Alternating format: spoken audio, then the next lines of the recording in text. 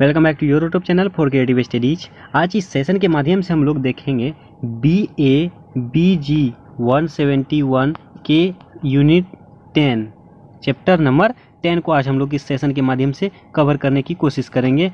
जैसा कि आप सभी को पता ही होगा, ज्ञात ही होगा कि यूनिट चैप्टर 1 से 9 तक कंप्लीट हो चुकी है। उसका जो है ना वीडियो ऑलरेडी पोस्ट हो चुकी है, सारे के सारे क्लास जो है ना ऑलरेडी पोस्ट हो चुकी है। और उसका जो है सभी के सभी जो है ना सभी के वीडियो को एक मैंने प्लेलिस्ट में ऐड कर दिया है।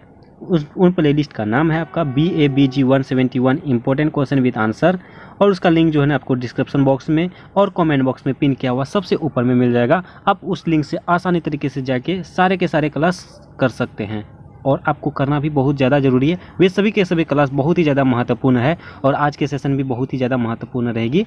तो वीडियो को लास्ट तक देखना, लास्ट तक सुनना, और जो भी इस चैनल में न्यू है प्लीज़ चैनल को सब्सक्राइब कर लीजिएगा, बेल आइकन को हिट जरूर कीजिएगा, ताकि नेक्स्ट यूनिट के जैसे क्लास अपलोड हो तो आपको नोटिफिकेशन के माध्यम से पता चल जाए कि नेक्स्ट यूनिट भी अपलोड हो चुकी है।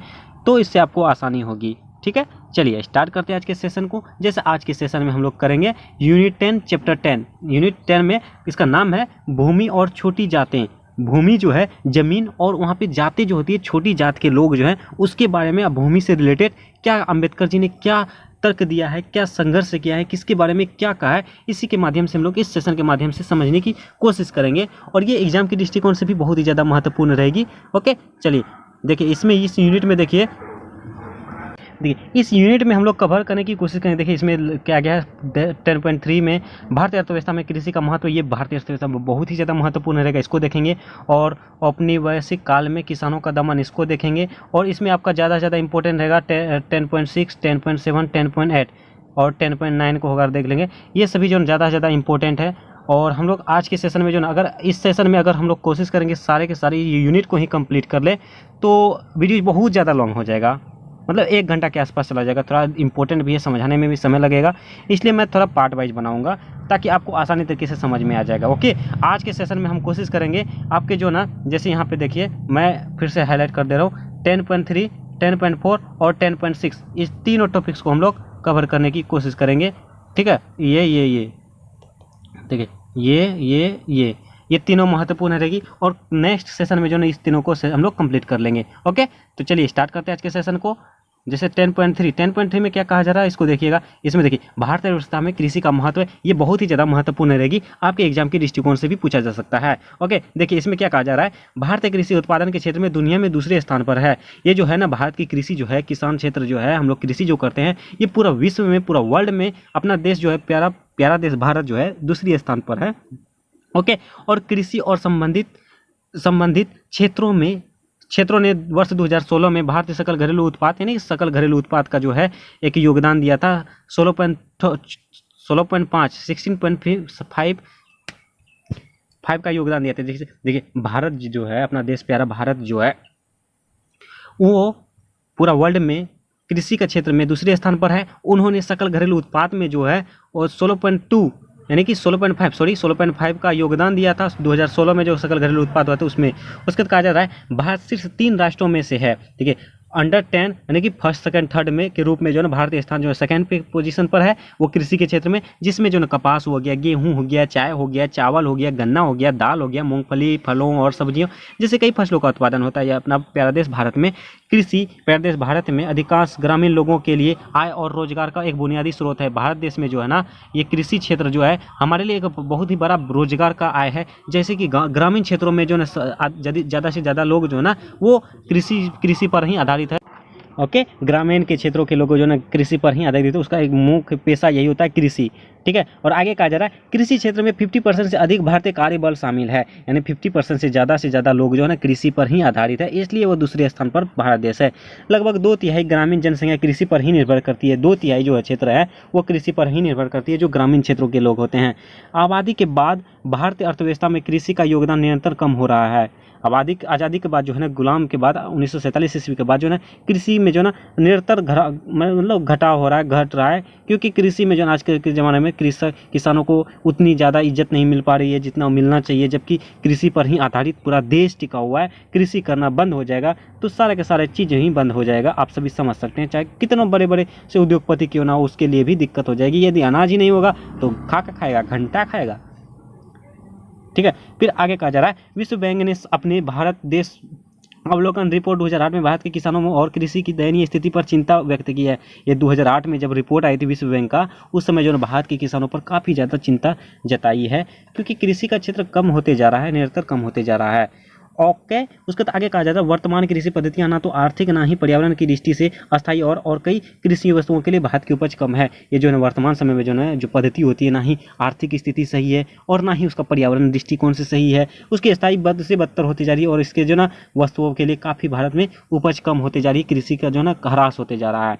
ओके, आगे कहा जा रहा है, ये आश्चर्य की बात है कि विश्व बैंक की खोज जो है जो 2018 में प्रकाशित हुई थी, उसने 1991 वर्ष पहले ही अम्बेडकर ने अपने शोध पत्र में भारत के लघु जोतों की इस समस्या और उनके समाधान की चर्चा की थी। अम्बेडकर को कृषि की गहरी समझ थी। वह कृषि क्षेत्र की खराब अर्थव्यवस्था, छोटी जोत के कारण उत्पादन कराधान और किसानों की दयनीय स्थिति के बारे में जानते थे। देखिए, ये विश्व बैंक जो है वो तो 2008 में प्रकाशित किया था कि भारत की स्थिति जो है बहुत ही खराब हो गई थी, लेकिन अम्बेडकर जी जो है वो बहुत पहले ही 91 वर्ष पहले, यानी कि 91 साल पहले ही अम्बेडकर ने भारत के कृषि के क्षेत्र के बारे में उन्होंने बहुत बातें कह चुकी थी, जो 2008 में विश्व बैंक ने कहा था।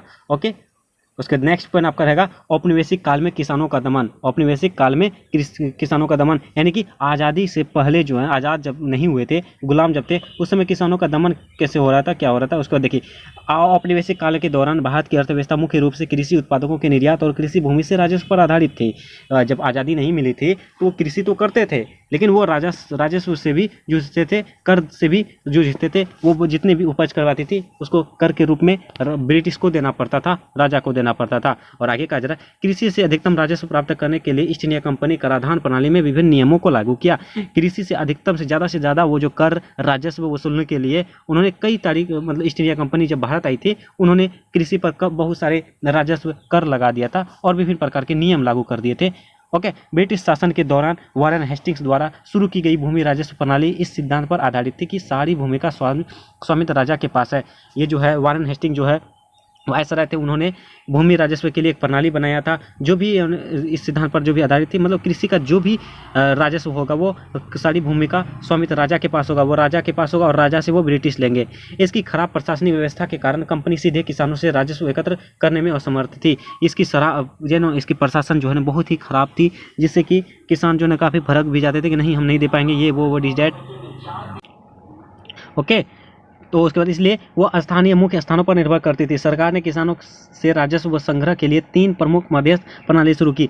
ये जो है ब्रिटिश जो है सीधे तौर पर वो किसानों से कर नहीं ले पाते थे, राजस्व नहीं वसूल पाते थे, इसलिए उन्होंने जो है क्या किया, राजा को ही मुद्दा बनाया। राजा से वो फिक्स कर दिया कि मुझे इतना चाहिए तो चाहिए। अब राजा कहाँ से लाएगा, तो राजा जो है ना अपने दरबारों, अपने किसानों से, अपने जनताओं से वसूल किया। और उन्होंने जो है सरकार ने किसानों की तरह 3 मुख्य प्रणाली बनाया था, जो बंगाल में जमींदारी व्यवस्था चालू किया था, उसके बाद मद्रास और बम्बई में रैयतवाड़ी चालू किया था, उसके बाद उत्तर पश्चिमी प्रांतों में महलवाड़ी व्यवस्था चालू किया था। ओके, फिर आगे कहा जा रहा है, संपूर्ण कृषि भूमि राज्य के स्वामित्व थे। मध्यस्थ जमींदार, महलवार और लम्बदरों ने सरकार की ओर से एक राजस्व एकत्रित किया था। ये सभी जो है ना महलवारों हो गया, जमींदारों पर ये जो सभी कर वसूलते थे, उसके बाद वसूल करके सरकार के पास राजस्व एकत्रित करते थे, जमा करते थे। ब्रिटिश ने राजस्व संग्रह के समय बद अनुबंध का पालन किया और सबसे अधिक बोली जाने वाली को राजस्व संग्रह का अनुबंध सौंपा। ये जो है ब्रिटिश राजस्व जो है संग्रह के समय जो है ये उप अनुबंध का क्या होता है, यानी कि पक्षधारों के मध्यस्थ जो है अधिकार जो होती है उसी को अनुबंध कहते हैं, उप अनुबंध। ठीक है, उसके बाद इसमें जो बोली जाने वाली भाषा थी उसी को ही सौंपा गया था, जो बोल सके, जो राजस्व वसूल सके। बोली लगाने की प्रक्रिया को राजस्व की शर्त से अधिक का सामना करना पड़ा था। ये जो है बोली जो लगाने वाले थे वो शर्त वो कि हम राजस्व वसूलेंगे, लेकिन हम इसका शर्त जब तक पूरा नहीं होगा तब तक हम राजस्व नहीं वसूलेंगे। ओके, फिर आगे कहा जा रहा है, देखिए यहाँ से देखिए, अंततः किसानों को बोली में निर्धारित लक्ष्य को पूरा करने के लिए नगद फसलों की खेती करने की मजबूर कर दिया गया। उन्होंने किसानों को जो ना ये आदेश दे दिया, ये लक्ष्य दे दिया कि इतना आपको फसल उगाना ही होगा और उसमें से हमको कर इतना देना ही होगा, उस मजबूर हो गया किसानी किस खेती करने के लिए। और जमींदारों को उनके नियंत्रण के भूमि के अनुबंध की अनुमति दे दी। और इस तरह से ब्रिटिश ने एक कृषि पदानुक्रम पेश किया, जो लोग इस पदानुक्रम के ऊपरी परतों के सीधे खेती में शामिल थे, वे विशेष रूप से विशेषाधिकार प्राप्त हुए और भूमि बड़े भूमि धारण का आनंद ले रहे थे। लेकिन किसान जो फसलों के वास्तविक उत्पादक थे, भूमि रहित बंधुओं, मजदूरों, किराएदार किसान बन गए। ये जो है किसान सब थे, बोली जाने वाली, इस पर जो लक्ष्य दे दिया था कि किसानों पर इतनी खेती करनी पड़ेगी, इतना ये सब करना पड़ेगा, उसके बाद किसान भी मजबूर हो गए। किसान, जबकि खेतों का मालिक किसान ही हुआ करते थे, लेकिन वो जो भी कृषि उत्पादन होती थी उसमें से उसका राजस्व जो है, वो उसका कर जो है वो राजा को देना पड़ता था। इस प्रकार जो है किसान भी जो है एक प्रकार का किराएदार बन गया। ओके, किराया देने लगा अपने खेती का ही। अब नेक्स्ट में कहा जा रहा है, देखिए, ब्रिटिश नीति ने ग्राम पंचायतों की स्वायत्ता को चोट पहुंचाई। मुगल शासन ने स्थानीय भूमि विवादों को हल करने के लिए ग्राम पंचायतों को सशक्त बनाया और मुगल काल में मध्य स्थानों की भूमि का करों का संग्रह करने के लिए सीमित था। इस प्रकार करों को इकट्ठा करने के लिए बाहुबली की शक्ति का इस्तेमाल नहीं किया जा सकता और किसानों को किसी विशेष फसल की खेती करने के लिए मजबूर नहीं कर सकते। देखिए, इस तरह से ब्रिटिश नीति जो है अपनाया था। ग्राम पंचायतों में जो है किसान जो होती थी उस पर पहले तो चोट पहुंचाई कि हमको राजस्व चाहिए, राजस्व लेने के लिए उन्होंने चोट पहुंचाई, और उसके बाद उस पर जो है कर लगाया, पंचायत पर बहुत सारे नियम लगाए, रैयतवारी लगाए, उसके बाद महलवारी लगाए, उसके बाद राजस्व लगा दिए। उसके बाद जो है उन पर ये मतलब कोई थोपा नहीं गया कि यही आपको सबसे पहले फसल खेती करने के लिए मजबूर नहीं कर सकते। मतलब किसानों का कहना था कोई भी मजबूर नहीं कर सकते कि यही करो, ठीक है। प्रारंभिक चरण में जब ब्रिटिशों ने जमींदारों और लंबदरों के लिए जरिए शोषण का राजस्व प्रणाली की शुरुआत की, तब सरकार ने स्थानीय पंचायतों का विरोध का सामना किया। ये जो है शुरुआत दौर में जब ब्रिटिश ने जमींदारों और लंबदरों के जरिए जो है ना वो राजा और जो है राजस्व दर जो कर वसूलते थे उसके जरिए वो कर वसूलने के लिए जो भागीदारी करने काम स्टार्ट किया था, उसका जो है ग्राम पंचायतों का जो किसान थे उसका विरोध किया स्टार्ट में, उसका जिस पर किसानों का वर्चस्व था, किसानों ने इसका वर्चस्व था और मध्यस्थ भूमि अधिग्रहण और फसलों की खेती करने में सफल नहीं हो सकते थे, जो कि ब्रिटिश के लिए अधिकतम लाभ अर्जित करेंगे। ये मध्यस्थ भूमि वाले जो है अधिग्रहण को फसलों की खेती करने के लिए सफल नहीं हो सकता था, जिससे कि वो ब्रिटिश का अधिक से अधिक लाभ अर्जित कर सकते थे। इससे ये एक पॉइंट मिल गया उसको।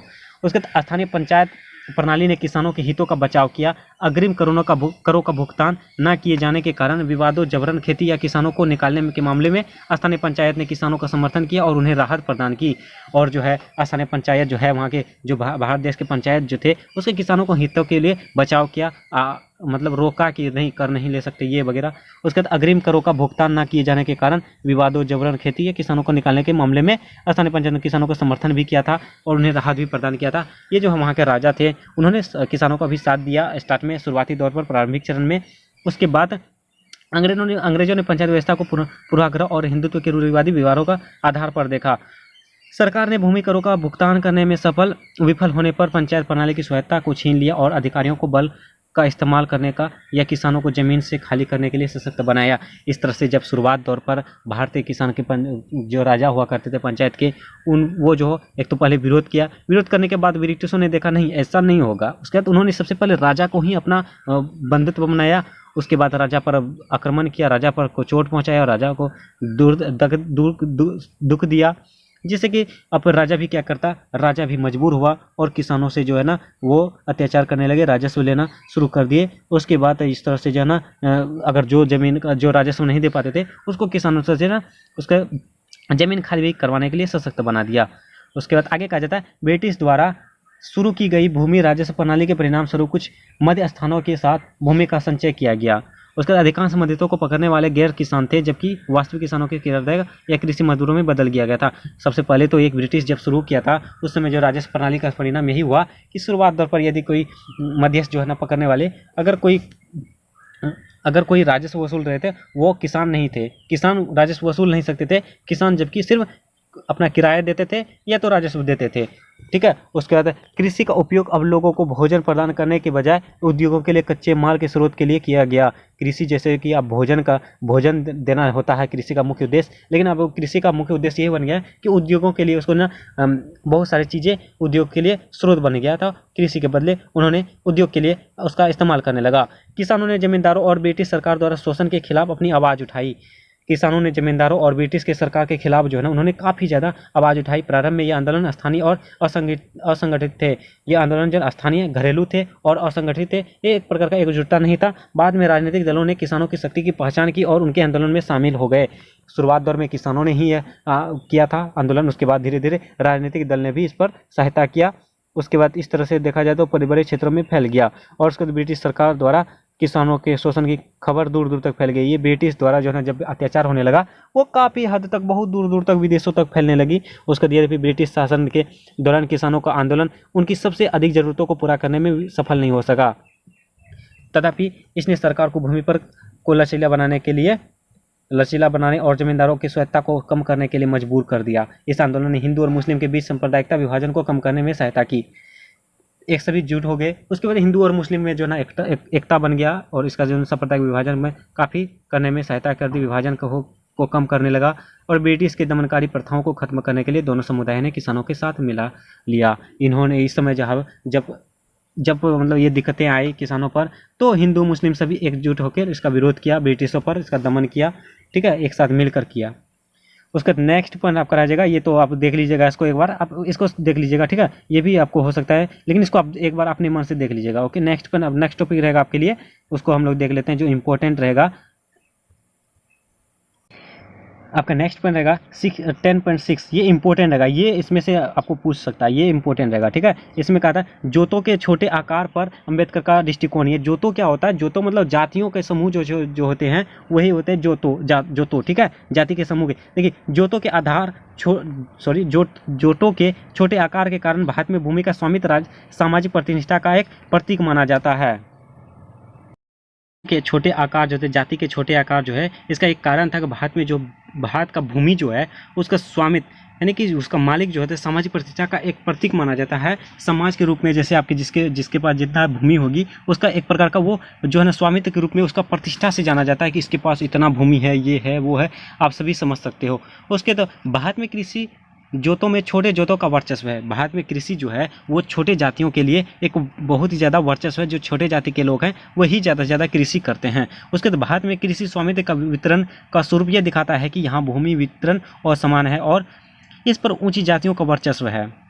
यहाँ पर जो है भूमि के स्वामित्व का जो होती है, भारत में जितने भी भूमि के स्वामित्व हैं उसका वितरण स्वरूप ये दिखाता है, ये दिखता है इससे कि हम लोग इसे समझ सकते हैं कि यहाँ पर जितने भी भूमि है उसका वितरण जो है, उसका बंटवारा जो होती है और समान है, समान नहीं है, एक दूसरे के लिए भिन्नताएं हैं। और इस पर ऊंची जातियों का वर्चस्व है, इस पर जो बड़े बड़े जाति के लोग हैं उसका वर्चस्व है, उसका अधिकार है, उसका शोषण है। ठीक है, विभिन्न राज्य सरकारों द्वारा भूमि सुधार कानून बनाए गए और लागू किए गए। बहुत सारे राज्यों में जो ना सरकार के द्वारा भूमि सुधार अधिनियम चला गया और लागू भी किए गए। और इसमें देखिए आगे कहा जा रहा है, अम्बेडकर ने भारत में छोटी जाति यानी जोतों की समस्याओं का अध्ययन किया और इसके समाधान का सुझाव भी दिया, जो आज भी काफ़ी प्रासंगिक है। ये जो अम्बेडकर के अनुसार छोटे जातियों के लिए समस्याओं का जो अध्ययन किया, उसके बाद उसके समाधान के लिए काफ़ी ज़्यादा हद तक वो सुझाव दिए, संघर्ष किए और उसमें जो ना बहुत सारे नियम भी, कानून दिए, जिसे इंडियन इकोनॉमिक सोसाइटी के नाम से जाना जाता है, जो 1918 ईस्वी में प्रकाशित भारत में छोटी जातियों के लिए एक उपाय शीर्षक के रूप में बनाया गया था। उसके प्रशासित किया गया था किसमें? इकोनॉमिक सोसाइटी के नाम से, इंडियन सोसाइटी नाम से। ओके, इस पत्र में उन्होंने बताया कि बॉम्बे प्रेसिडेंसी में औसत जोतों का आकार 25.9 एकड़ था। इसमें जो ना बताया गया कि बम्बई प्रेसिडेंसी में जो ना इसका जो क्षेत्र थे, उसका जो औसत क्षेत्र थे 25.9 एकड़ था।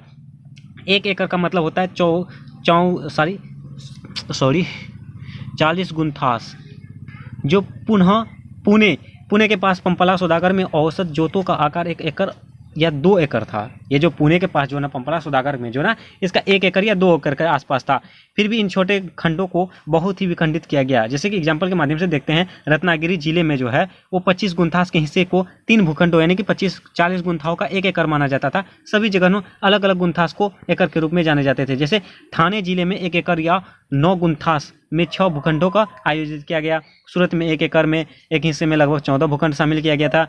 अम्बेडकर ने पर्याप्त आंकड़ों के साथ साबित कर दिया कि भारतीय कृषि छोटे जातों की समस्या से ग्रस्त है। अम्बेडकर ने इस आंकड़े को देखकर ये साबित कर दिया कि जितने भी भारतीय कृषि हैं, छोटे जाति के लोग हैं, भारतीय कृषियों में छोटे जाति के लोग हैं, उस समस्या से बहुत ज़्यादा ग्रस्त हैं, बाधित हैं। प्रत्येक जाति के जोत के जो है अत्यधिक विखंडित हैं। उन्होंने ये भी साबित कर दिया है कि कम कृषि उत्पादकता के लिए मुख्य रूप से छोटे और अलग अलग जोते जिम्मेदार हैं। इसमें जो है ना ये भी साबित कर दिया। उन्होंने कहा कि कृषि उत्पादकता जो भी है उसका मुख्य रूप यही है कि जो छोटे छोटे हैं उसके अलग अलग हैं, उसका जाति के जो है जिम्मेदार हैं, वो खुद जिम्मेदार हैं। छोटी जातों के आकार की वजह से कई समस्याएं पैदा होती है। छोटी जाति के कारण जो उसके आकार के कारण बहुत सारी समस्याएं पैदा होती है, बहुत सारी दिक्कतें पैदा होती है। ओके, उसके बाद यहाँ से देखिए, यहाँ देखिए आप, कहा जा रहा है जोतों का एकीकरण तैयार किया गया जो अम्बेडकर के अनुसार बताया जा रहा है स्वैच्छिक विनिमय पर आश्रित नहीं किया जा सकता है। वो स्वैच्छिक रूप से जो न विनिमय का रूप से जो पर्सनली रूप से वह अपने इच्छा अनुसार उस पर आश्रित नहीं किया जा सकता है, लेकिन भूमि उपयोग के अधिकार की एक सीमित बिक्री से एक अच्छा सौदा होने का संभावना हो सकती है। इससे जो है ना जो है भूमि का एक सीमित बिक्री से एक अच्छा हम लोग मुनाफा हो सकता है, सौदा होने की संभावना हो सकती है। इसके तहत जब सर्वेक्षण संख्या धारकों द्वारा तैयार किए जाने का आकलन के बकाये के लिए लगाए जाने के कारण नीलामी के लिए डाल दिया जाता है। यदि कोई जो है इसके तहत जो है कोई राजस्व सही तरीके से नहीं दे सकता था तो उसका जो है जमीन जो है एक नीलामी की तरह नहीं होता है कि आप देखेंगे मूवी सब में नीलामी होती है, ये घर जो है कोई बोलता है 25 लाख 1, 25 लाख 2, इसी तरह फिर कहता 26 लाख, फिर कहता 26 लाख 1, 26 लाख 2, इसी तरह से जो उसमें नीलामी किया जाता था। केवल उन्हीं लोगों को जिनके परिजनों की भूमि पर कब्जे पे अधिकार की बिक्री के लिए नीलामी में बोली जाने के लिए अनुमति दी थी। इसके लिए जो ना जिसके जमीन को नीलामी के लिए अनुमति दे दी जाती है उसके लिए, जैसे कि फिर आगे कहा जाता है उनके अनुसार भूमि का पुनः विभाजन अनिवार्य रूप से 2 सिद्धांतों पर किया जाना चाहिए था, आर्थिक इकाई मूल्य सिद्धांत, और इसके आगे कहा जाता है वो भूमि के बिखरे हुए जोतों का एकीकरण चाहते थे। कौन? अम्बेडकर जो है वो बिखरे हुए जो है ना जमीन थे उसके सभी जातों का एकीकरण चाहते थे, इकट्ठा चाहते थे, और इस बात से सहमत नहीं थे कि छोटे खेत किफायती नहीं है। जो छोटे जात के हैं, छोटे जो खेत हैं वो जो ना हम लोग के लिए मुनाफा नहीं है, किफायती नहीं है। कृषि की लाभप्रदता खेत के आकार पर निर्भर नहीं होता है। कृषि के जो ना उसके लाभ जो बेनिफिट्स जो है खेत की आकृति का नहीं होता, चाहे खेत आपका गोल हो, ऐसे हो, आयताकार हो या ऐसे ही हो, इससे कोई मतलब नहीं पड़ता है कि इसका लाभ किस तरह से होगा, उसको खेती जमीन से मतलब है, इस पर डिपेंड करता है। ओके, फिर आगे कहा जाता है यह ध्यान रखना चाहिए कि क्या हो कि यह हो सकता है कि जोतों का एकीकरण छोटे छोटे जातियों की बुराइयों को दूर कर सकता है, लेकिन छोटे जातों की बुराइयां तब तक दूर नहीं हो सकती जब तक एकीकृत जोते जो है ना लाभप्रद ना हो। ये इसमें यह ध्यान देने की बात यह हुई कि जब तक जातियों का जो एकीकरण इकट्ठा नहीं होगा तब तक जो है इसके मुनाफा के लिए कोई भी उपाय नहीं हो सकता, चाहे कि इसकी बुराइयां तब तक खत्म नहीं हो सकती। आगे उन्होंने कहा है कि मुझे लगता है कि वर्तमान परिस्थितियों के तहत खेतों का आकार छोटा करना ही बेहतर होगा, इसलिए मैं नहीं समझता हूं कि खेतों के विस्तार का उपयोग क्या है। उदाहरण के लिए किसानों को वह जगह नहीं मिल पाती जहां पर खेती के लिए ज़रूरत होती है। जो है इसके माध्यम से अम्बेडकर जी कहते हैं कि परिस्थितियों के तहत छोटे आकार का करना बेहतर होगा कि उसके आकार क्या है नहीं है, मतलब छोटे आकार का ज़्यादा से ज़्यादा रहेगा तो वो बेहतर होगा। ये इसलिए वो समझता भी नहीं है, फिर भी वो बताता, और लेकिन विस्तार से बताया कि जैसे एग्जाम्पल के माध्यम से बताया है, जब तक किसानों को वह ज़मीन नहीं मिल पाती है तब तक वो खेती करने की ज़रूरत नहीं होती है, उस पर खेती करने की ज़रूरत होती है। वो जब तक किसानों को वह जगह नहीं मिल पाती तब तक वो खेती की ज़रूरत होती है। वो बिखरे हुए जोतों की एकीकृत करना चाहते थे, लेकिन साथ में वो यह भी चाहते थे कि भूमिहीनों को अपनी आजीविका को पूरा करने के लिए भूमि मिलनी चाहिए। जैसे किसी के पास भूमि नहीं है उसके लिए आजीवन जीवन जीने के लिए भूमि प्रदान की जानी चाहिए, भूमि मिलनी चाहिए। अम्बेडकर ने कृषि को उद्योग के रूप में देखा और कृषि पर छोटे जातों का प्रभाव विश्लेषण करने का प्रयास किया। भारत में जो है ना अम्बेडकर जी ने भारत में छोटे जातों के लिए कृषि को जो है ना उन्होंने एक प्रकार का व्यवसाय, उद्योग, रोजगार के रूप में समझा और उसको प्रोत्साहित किया, विश्लेषण किया। ठीक है, उनके लिए जोतों का आकार किफ़ायती नहीं है, अर्थात वह छोटे जो बहुत छोटे हैं और बड़ी संख्या में है, वो जो किफ़ायती नहीं है, जो बहुत छोटे हैं, छोटे जाति के लोग हैं और उनकी जनसंख्या जो है काफ़ी है। और ये ध्यान रखना महत्वपूर्ण है कि थंगराज एम द्वारा किए गए अध्ययन में तमिलनाडु में भूमि उपयोग स्वरूप से पता चलता है कि बड़े किसान छोटे से किसानों से हिस्सेदारी की तुलना में अधिक से अधिक जमीन छोड़ देते हैं। यह दर्शाया कि भूमि स्वामित्व की अधिकतम सीमा में कमी आवश्यकता है। ये सभी जो बातें कही गई है। उसके बाद आपको कहा जा रहा है डॉक्टर अम्बेडकर ने किसानों की अर्थव्यवस्था, कृषि उत्पादकता और कल्याण के साथ भूमि साधारण के एकीकरण को जोड़ा। परिणाम स्वरूप भारत में कृषि की कमियों के लिए उपाय मुख्य रूप से जोतों के विस्तार के मामले में नहीं है, लेकिन पूंजी और पूंजीगत वस्तुओं के वृद्धि के मामले में है। ये सभी बातें हैं जो अम्बेडकर के अनुसार अर्थव्यवस्था की, इकोनॉमिक्स के बारे में, कृषि उत्पादकता के बारे में कहा है। ठीक है, तो इस तरह से देखिए, इसको देख लीजिएगा, और बस यही सब बातें हैं कि कृषि के बारे में कहा गया है अम्बेडकर जी के द्वारा। ये विचार है, आगे विचार ही बताते रहते हैं।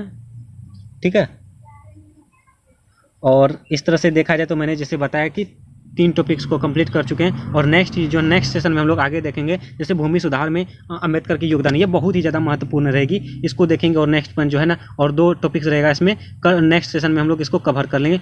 ठीक है। और आज के सेशन में इतना ही रहने देते हैं। आज के सेशन में 3 टॉपिक्स को कवर किए, 10.3, उसका 10.5 और 10.6 को कवर किए। ये तीनों के तीनों इंपॉर्टेंट है और 3 टॉपिक्स जो है नेक्स्ट सेशन में हम लोग कवर करेंगे।